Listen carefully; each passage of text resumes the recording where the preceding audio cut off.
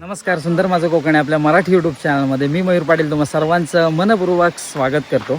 तर एक 5 ते 6 दिवसांपूर्वी 2 दिवस सतत पाऊस पडत होता आणि त्या पडणाऱ्या पावसांमुळे थोडंसं ओढ्याला वगैरे पाणी आलेलं आहे. आत्ता एक 5-6 दिवस झाले पाऊस नाही आहे, पण जेव्हा 2 दिवस पाऊस पडत होता, मजबूत पाऊस पडला, त्यामुळे ओढे वगैरे आहेत ना, तर त्यांना पाणी आलं आणि जे धबधबे आहेत ते देखील प्रवाहित झालेले आहेत. असाच आमचा एक धबधबा मंडगुण आणि गणपतीपुळे पासून साधारण एक 7 किलोमीटर अंतरावर असणारा सोमतीर्थ धबधबा किंवा निवेंडी धबधबा देखील प्रवाहित झालेला आहे, असं आमचं परममित्र प्रथमेश म्हणजेच पप्या त्याने सांगितलं आहे आणि आम्ही तिथे आलेलो आहोत. तर अगदी रस्त्याला लागूनच तो धबधबा आहे आणि इथे तुम्ही बघता येईल तुम्हाला की पाणी आहे, म्हणजे तिथे देखील पाणी असणार. पावसाला सुरुवात होईल आणि कधी आलात तर 4 व्हीलर वगैरे इथे पार्क करू शकता. आणि आमची सगळी मंडळी आहेत. चल, तर आमचे परममित्र पप्या यानेच सांगितलं आहे.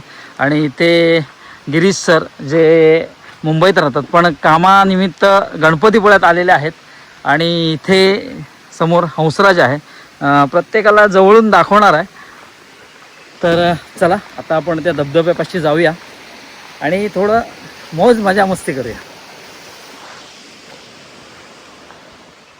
तर इथून अशी यायला छोटीशी वाट आहे आणि इथून सरळ जायचं आपल्याला. अगदी रोड टच हा धबधबा आहे. खळखळणारं पाणी, सुखात सुख आपण म्हणू शकतो, ते देऊन जात आहे. आणि खरंच म्हणजे धबधबा, सोमतीर्थ धबधबा किंवा निवेंडी धबधबा. बाबा बरंच पाणी आहे रे, जबरदस्त, कडक, एक नंबर.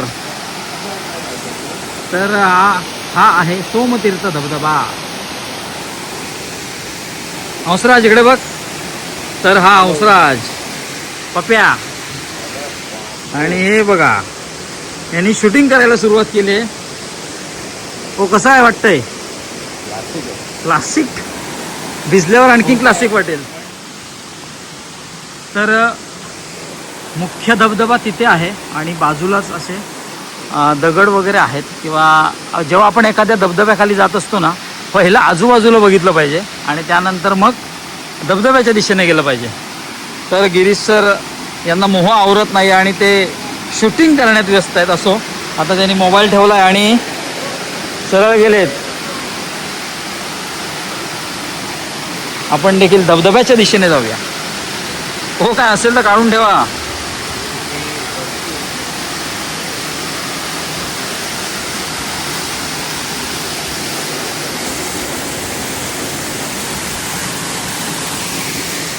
तर इथून येताना जरा अतिदक्षता बाळगा आणि मग या, कारण पूर्ण असा दगडाचा भाग आहे, त्यामुळे येताना सावकाश या. आणि पप्या भाई झोप झोप, तिथे झोप. थंड थंड. चला आपण पण भिजल्यावर आपल्याला देखील कळेल. थंड थंड पाणी. हो, थंड थंड आहे. हे चल हंसराज ये.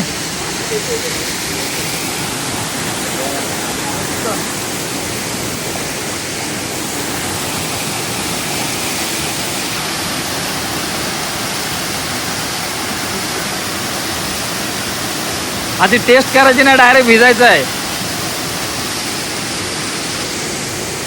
आणि पप्या जीवनाचा यथेच्छ आणि मनमुरादपणे आनंद लुटतोय. लिटरली झोपलाय तो. झोपून म्हणजे पाण्याच्या गारव्याचा तो अंदाज घेतोय, कारण गरमीने त्याचे हाल बेहाल झालेत.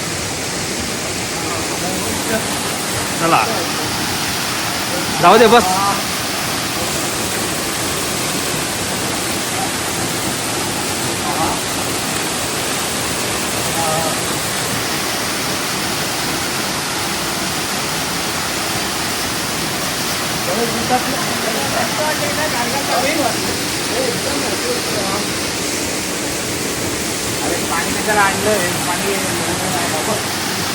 तिघं भिजण्याचा मनसोक्तपणे आनंद घेत आहेत.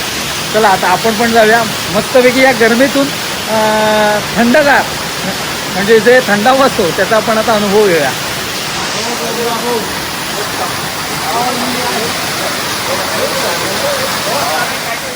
तर आपले मित्रमंडळ भिजत होते आणि मी देखील भिजलो, पण आता ऑन कॅमेरा तुम्हाला दाखवतो. तर बघा हंसराज देखील वर जातो, मध्ये जास्त वर जात नाही का तेवढंच. आणि एक भिजण्याची मजा काय असते ना, तर तो अनुभवतो, आम्ही सगळेच अनुभवतो. आता मी जातो हे धबधब्याखाली.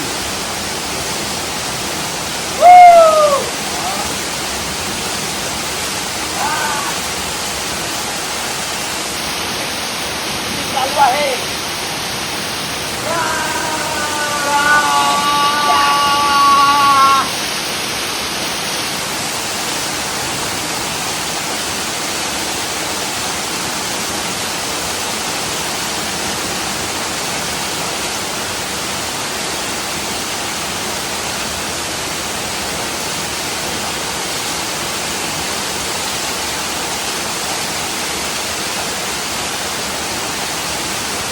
एक नंबर कडक जबरदस्त.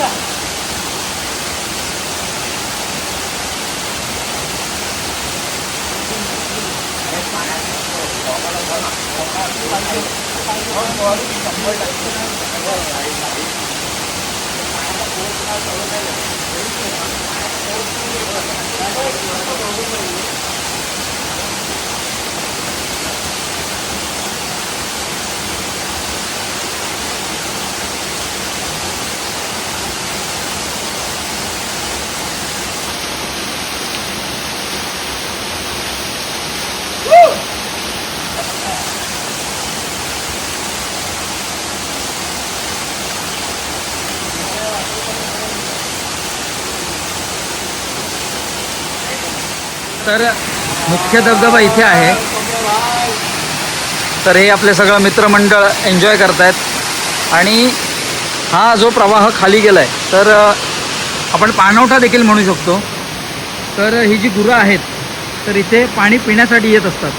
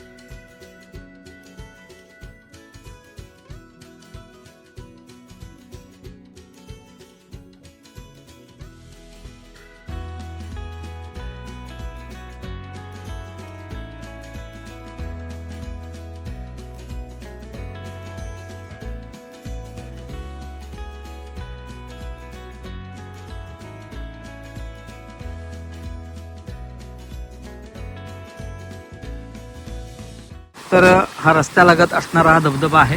आम्ही चौघजण इथे आलो होतो. तुम्हाला स्पेशली पुन्हा एकदा ओळख करून देतो सगळ्यांची. तर हा हंसराज आहे. हॅलो. तर गिरीश सर नमस्कार. आणि आपल्यासोबत कायम असणारे आपले मित्र पाप्या. तर कसं वाटलं तुम्हाला? अतिशय सुंदर असा धबधबा आहे. आवर्जून यावं सगळ्यांनी. फक्त घाण करू नये एवढीच इच्छा आहे. हंसराज तू पहिल्यांदा झालास ना? हा, मी पण पहिल्यांदा. कसं वाटलं? गारगार वाटलं काय? हो, अतिशय सुंदर वाटलं, अतिशय छान. आणि तुला काय वाटलं? गारगार वाटलं काय? तर चला आता आम्ही निघतोय आणि एक ह्या पावसाळ्यात नक्कीच नवीन नवीन ठिकाणं तुमच्यासमोर नक्कीच आणू. चला. तर आता आपण ज्या धबधब्यावर भिजलो, मनमुरादपणे त्याचा आनंद घेतला, तर तो धबधबा सोमतीर्थ या नावाने ओळखला जातो. मालगुण आणि गणपतीपुळे यांच्यापासून साधारण निवंडी गावचं अंतर आहे. म्हणजे या धबधब्याचं अंतर 7 किलोमीटर आहे. आणि अगदी रस्त्यालगतच हा धबधबा आहे. सतत 2 दिवस पाऊस पडत होता, मुसळधार पडत होता, त्यामुळे हा धबधबा प्रवाहित झाला. त्यामुळे आम्ही म्हणजे पप्प्याने सुचवलं की जाऊया आणि आम्ही आलो. कारण जो पाऊस पडला त्यानंतर खूप गरमी होते, तर कुठेतरी गरम्यामध्ये एक थंडावा घेण्यासाठी आम्ही आलो होतो. तर अशा धबधब्यांवर जेव्हा तुम्ही जाता तेव्हा विशेष काळजी घेतली पाहिजे. आपण आपल्यासोबत जे आपले फॅमिली मेंबर्स असतात तर त्यांची देखील काळजी घेतली पाहिजे आणि आजूबाजूला व्यवस्थित लक्ष देऊनच मग अशा धबधब्यांवर गेलं पाहिजे. आणि अशा धबधब्यांवर जेव्हा जात असतात तेव्हा एक मला प्रकर्षाने एक गोष्ट जाणवते की तिथे सूचना फलक दिलेल्या असतानाही काही जण अगदी अतिउत्साही मंडळी मद्यप्राशन देखील करत असतात. तर ही अत्यंत चुकीची बाब आहे, कारण आपल्यामुळे दुसऱ्यांना आपला त्रास होत असतो आणि हीच गोष्ट सगळ्यात खराब आहे. तर अशा गोष्टी कृपया टाळा आणि त्या जागेचं पावित्र्य राखा. जर तुम्ही अशा जागे जात असाल तर तुम्ही या सोमतीर्थ धबधब्याला येत असाल तर इथे दुकानं वगैरे नाही आहेत, खालच्या बाजूला दुकान आहेत. जर तुम्ही तुमच्यासोबत काही खाण्याचे पदार्थ खाद्यपदार्थ घेऊन आला असाल तर त्याचे रॅपर्स वगैरे असतील तर ते सोबत घेऊन जा. आता आम्ही आलो, वडापाव खाल्ला आणि या डिकीमध्ये या गाडीमध्ये तो कागद वगैरे जो आहे तो ठेवला आणि मग त्याची योग्य ती आम्ही विल्हेवाट लावणार आहोत. तर सगळ्या मंडळींना, पंचक्रोशीतील मंडळींना एक सांगू इच्छितो की हा धबधबा प्रवाहित झाला आहे आणि तेवढा फ्लो जास्त नाही, त्यामुळे अगदी तुम्ही धबधब्याच्या खाली देखील जाऊ शकता आणि भिजू शकता. जेव्हा पाऊस जास्त पडत असतो आणि हा धबधबा जेव्हा प्रवाहात जोरात असतो त्याचा, त्यामुळे मग तुम्ही त्या प्रवाहाखाली जाऊ नका, कारण ते कुठेतरी अंगलट येऊ शकतं किंवा धोकादायक ठरू शकतं. तर असा एकंदरीत आजचा व्हिडिओ होता. आम्ही 4 जण आलो होतो आणि मस्तपैकी छानपैकी भिजलो आणि आता परतीच्या मार्गाला लागलो आहोत. तर चला, हा व्हिडिओमध्ये आता तात्पुरता निरोप घेतो. भेटूया एका नवीन व्हिडिओत, एक नवीन काहीतरी घेऊन. तोपर्यंत काळजी घ्या.